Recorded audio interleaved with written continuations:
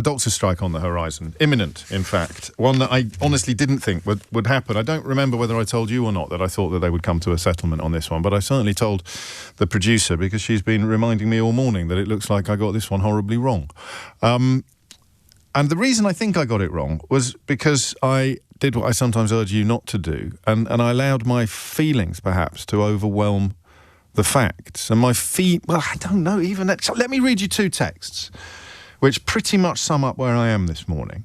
The first is from Dave. I supported the junior doctors the whole time, or the resident doctors as they are now known, with the last administration, as I thought they were being poorly treated. I will not support them under any circumstances if they take strike action, as they are acting in bad faith with the current administration, who have done more than the Conservative government did in almost a decade and a half. I hadn't thought of it like that, and I'm reminded of the memo that was leaked and written by the last head of the either the BMA or the Junior Doctors Committee of the BMA, saying give them a year and then they'll be really vulnerable and we'll go back and hit them again. So that sort of fits with Dave's analysis. But Valerie writes, I fully support the strikes. I'm a GP now, but I was a resident doctor until 2023.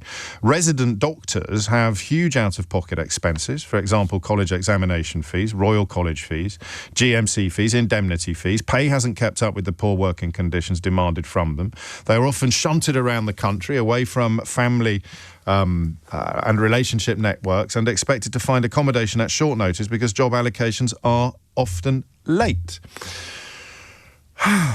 And I can't choose on this one. I sometimes derive enormous comfort from the knowledge or the little catchphrase about if you support every single strike, then in some ways you're almost as stupid as the people who oppose every single strike. And often the arguments about what the striking people are after boil down to, well, I haven't got that, so why should they have it? Which, again, has always struck me as being somewhat illogical. Thank you to Mark for telling me I did say it on air. Thank you. Everyone's a bloody critic. I look at the situation and think that I don't understand why people say, well, my pension's not that good, so you shouldn't have it either, because that usually sounds a bit like somebody arguing that because they got mugged last night, they want everybody else to be mugged tomorrow.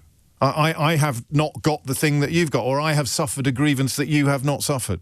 Therefore, I want you to suffer it, rather than, hang on, I want that thing you've got, so I'm going to do whatever it is you've done, like join a trade union or engage in some collective bargaining or find some leverage with my employer. I'm going to try and get what you've got. But it doesn't seem to work like that. And I can normally see through it. I can also normally track the way that elements of the media, the right-wing newspapers most obviously, seed the ground for industrial disputes. It's no great mystery. It used to be a mystery to me because I wasn't really paying attention. But the big mystery to me used to be how people can end up acting against their own interests. How you can end up persuading workers to be anti-worker. But that's really easy to do. You can persuade people to be opposed to absolutely anything, up to and including their own interests.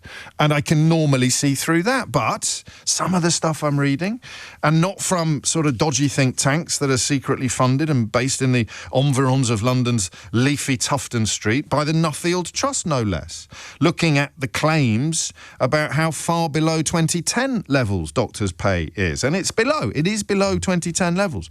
We'll get back to that.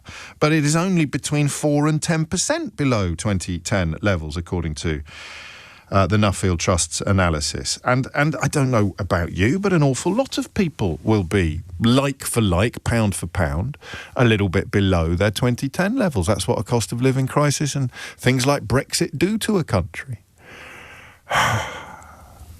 So I don't know. I can't get past, I'll be completely honest with you, I can't get past the chronology of the offer. I can't get past the fact that a 22% rise was agreed last year for 23-24 and 24-25. And the latest claim is for 29%. They've turned down the 5 and a bit % that was on offer. And that, I think, is... I know we're not all in England, sorry. I know this doesn't apply to Scotland, but listen, if your mum's waiting for an operation, mine isn't, by the way, but if you were waiting for an operation in England, it would seem an odd thing to do, to not talk about this because it doesn't apply to my listeners in Scotland, I'm wrestling with a sort of innate feeling, which is perhaps a little bit lazy, a little bit undergraduate, that we should always be on the doctor's side when the doctors go on strike.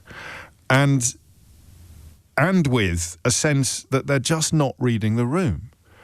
That the deal breaker here, when it comes to whether or not you are going to offer your support, the deal breaker here is the size of the last settlement 1 year ago. And that's what I want you to talk to me about. Is that the insuperable problem? Is that why this time it feels so different from last time?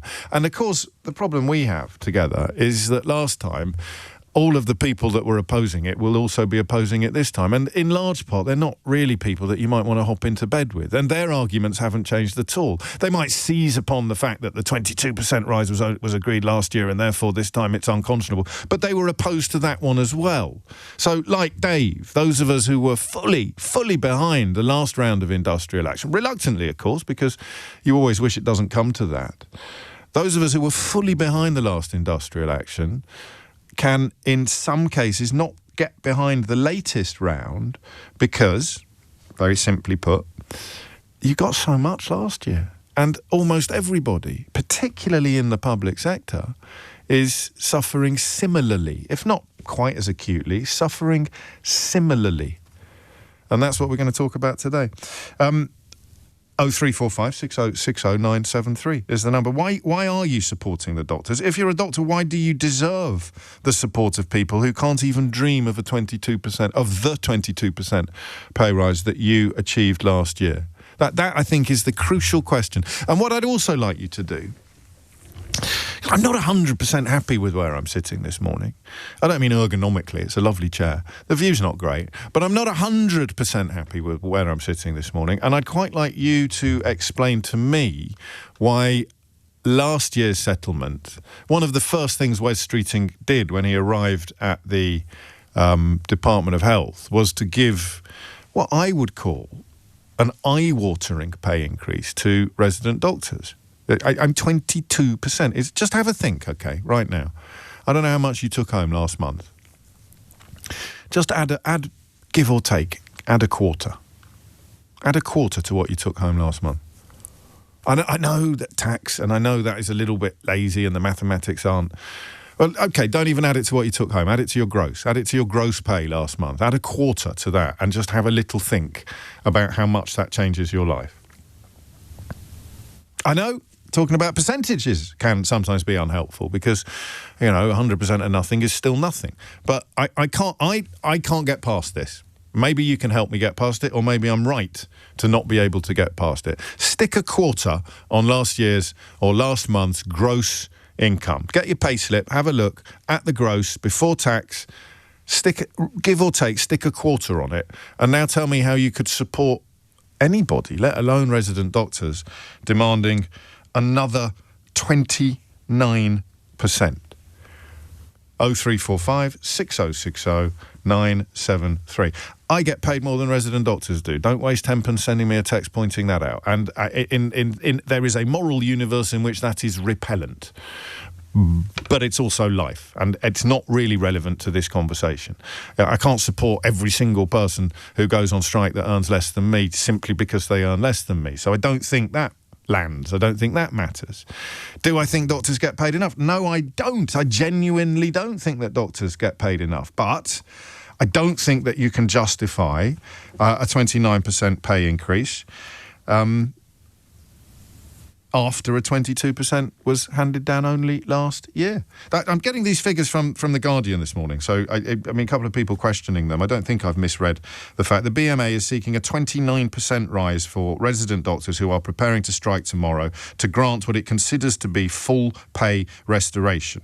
The Health Secretary, Wes Streeting, has called this demand completely unreasonable after he gave a 22% rise last year for 23-24 and 24-25. And I mean, that language it's workable, isn't it? Completely unreasonable. So is that the stumbling block? Is that a reasonable stumbling block? And is it a big enough stumbling block to see your traditional and historic support for doctors disappear this time. And listen, I don't know how helpful it would be for me to talk to somebody, to talk to you, if you're always opposed to the doctors. You're always down with doctors. We should pay them nothing. You'd be like Goneril and Regan in King Lear talking about how many soldiers their dad should have when he comes to visit their castles, and it ends with that chilling line, "What need one?" I don't think there's much point in engaging in that, because I'm interested, as I'm always most interested in changing minds. I suppose, Martin, you might be right, not talking about my pay, talking about MPs' pay.